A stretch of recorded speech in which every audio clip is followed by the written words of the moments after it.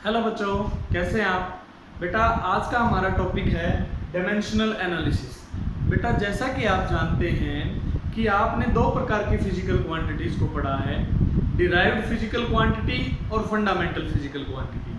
Fundamental quantities को तो हम किसी भी अन्य क्वांटिटी से डिराइव नहीं कर सकते हैं, लेकिन जो डिराइव्ड फिजिकल क्वांटिटी होती हैं उनको फंडामेंटल क्वांटिटी से डिराइव किया जा सकता है। इसके लिए मैं आपको एक एग्जांपल लेके समझाता हूं।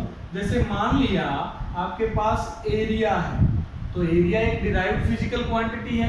तो एरिया कैसे बनता है? एरिया को बनाने के लिए अगर हम एरिया ऑफ स्क्वायर की बात करें एस, ठीक है, तो उस स्क्वायर का एरिया कैसे निकालते हो आप करते हो लेंथ मल्टीप्लाइड बाय लेंथ, तो उससे हमारा L इंटू एल करके L स्क्वायर बन जाता है। तो ये जो डिराइव्ड क्वांटिटी थी और लेंथ क्या है, एक फंडामेंटल क्वांटिटी है। तो डायमेंशनल एनालिसिस हमें क्या बताता है? पहली बात तो हमें यही बताता है कि डिराइव्ड क्वांटिटीज को फंडामेंटल क्वांटिटीज के रूप में कैसे आप रिप्रेजेंट कर सकते हैं। ठीक है, तो जैसे देखिए एरिया नाम की डिराइव्ड क्वांटिटी थी, उसको अगर हमें लेंथ नाम की फंडामेंटल क्वांटिटी के रूप में रिप्रेजेंट करना हो तो कैसे लिखोगे आप? A is equal to L का square, A is equal to L का स्क्वायर। ठीक है बेटा, तो इस छोटे से एग्जांपल से आपको पता चल गया कि एरिया नाम की डिराइव्ड क्वांटिटी को फंडामेंटल क्वांटिटी में कैसे रिप्रेजेंट किया जा सकता है। जब आप इसको ध्यान से देखोगे तो आपने देखा कि एरिया बनाते समय हमने लेंथ का 2 बार प्रयोग किया। ठीक है, तो ये जो पावर है, that power of length which is used to make an area, ठीक है, जो लेंथ की जो पावर एरिया बनाने में प्रयोग हो रही है उसी पावर को हम डायमेंशंस बोलते हैं। बेटा क्या बोलते हैं? डायमेंशंस। की एरिया के डायमेंशन क्या हैं? एरिया के डायमेंशंस हैं L स्क्वायर यानी कि 2, जिसमें लेंथ को 2 बार प्रयोग किया गया है। अब आपको पता है 7 फंडामेंटल क्वांटिटी हैं, तो सातों का कहीं ना कहीं डिराइव्ड क्वांटिटीज में प्रयोग होता है, लेकिन आमतौर पर मास, लेंथ और टाइम का अधिकतर प्रयोग होता है। तो मोस्टली डिराइव्ड क्वांटिटीज में आपको मास, लेंथ और टाइम देखने को मिलता है। तो फिर अब आपको पता चल चुका होगा कि जब भी कोई डिराइव्ड क्वांटिटी फंडामेंटल क्वांटिटी में रिप्रेजेंट की जाएगी तो जो पावर्स होती हैं, the powers which are raised to get a derived quantity by the use of fundamental quantity। तो क्या डेफिनेशन बनी बेटा? यहां से मैं जो बता रहा हूं वो डेफिनेशन को ध्यान से लिखेंगे। क्या कह रहा हूं बेटा? the powers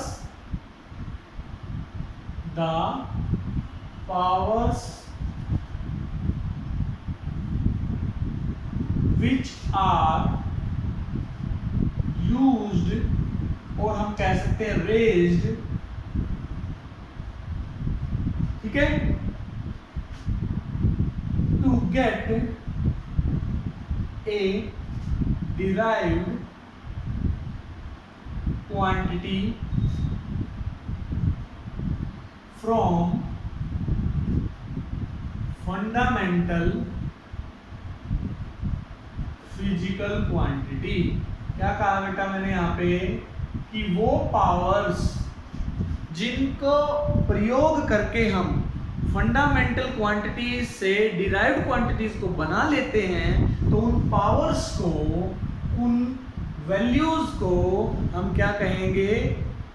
डायमेंशंस बोलेंगे। क्या बोलेंगे बेटा? डायमेंशंस बोलेंगे। ठीक है, जैसे फिर से एक एग्जांपल के साथ हम खत्म करेंगे इस बात को। जैसे आपको अगर वॉल्यूम बनाना है, अगर आपको क्यूब की वॉल्यूम लिखना है तो कैसे लिखोगे? सिंपल सी बात है, क्यूब में लेंथ, ठीक है, फिर उसके बाद ब्रेड्थ, तो उसमें ब्रेड्थ भी क्या होती है? एक प्रकार की लंबाई होती है, तो आप उसको फिर से लेंथ लिखोगे, इनटू हाइट, हाइट भी एक प्रकार की लंबाई होती है तो उसको फिर से लेंथ लिखोगे, क्योंकि ये तीनों चीजें लेंथ में ही मेजर की जाती हैं। तो किसी भी क्यूब की वॉल्यूम में 3 बार लंबाई का प्रयोग किया जा रहा है, तो उसको लिख दोगे L क्यूब।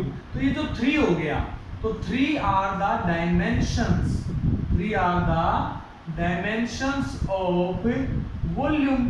ठीक है, तो लेंथ की 3 बार रिपीटेशन करने से वॉल्यूम प्राप्त होती है। ऐसे ही डेंसिटी बनानी हो तो मास पर यूनिट वॉल्यूम, यानी कि डेंसिटी कैसे प्राप्त होगी हमें, मास बटे वॉल्यूम।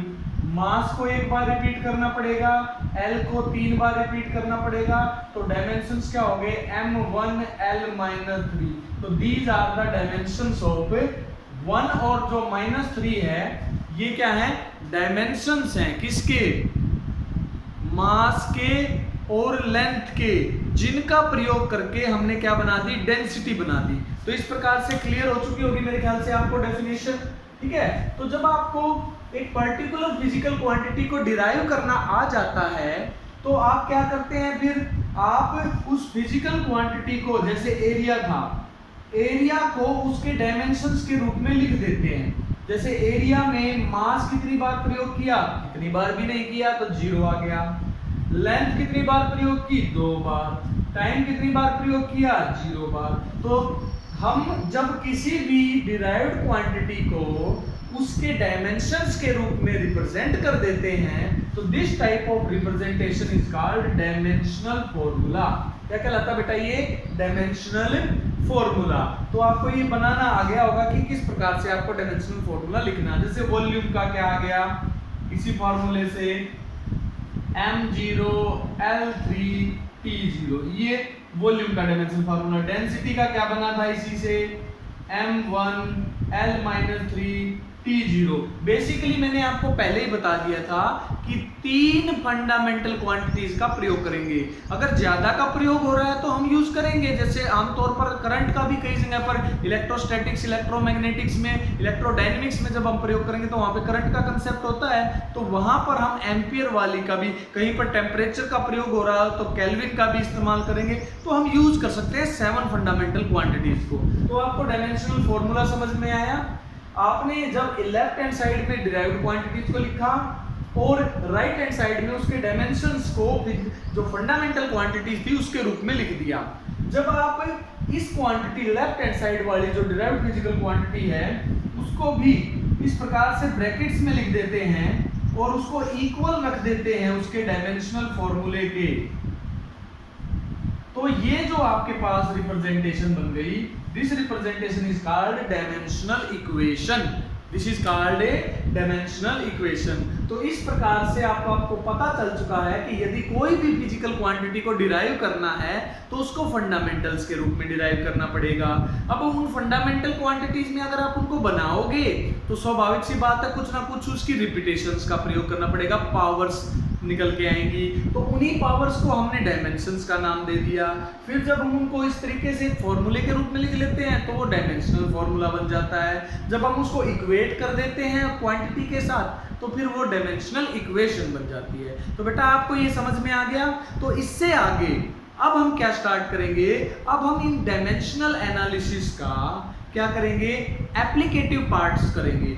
तब तक आप क्या करेंगे बेटा, सभी बच्चे अपनी बुक में दी हुई कम से कम 50 फिजिकल क्वांटिटी जो हैं, जो डिराइव्ड क्वांटिटी हैं, उनके सभी के डायमेंशनल फॉर्मूले बना लेंगे, याद करेंगे, बना के सीखेंगे। और मैं आपको एक इंपॉर्टेंट बात के साथ यहाँ पर टॉपिक को खत्म कर रहा हूँ कि आपको डायमेंशनल फॉर्मूला तभी बनाना आएगा जब आपको फॉर्मूला आता होगा, सूत्र लिखना आता होगा, यूनिट्स के रूप में आपको फॉर्मूला बनाना आता होगा, क्योंकि तभी आपको पता चल पाएगा कि कोई फंडामेंटल क्वांटिटी कितनी बार रिपीट की गई है। तो बेटा तब तक इस काम को कंटिन्यू करें, हम मिलते हैं नेक्स्ट पॉइंट पर आगे इसकी एप्लीकेशन के साथ।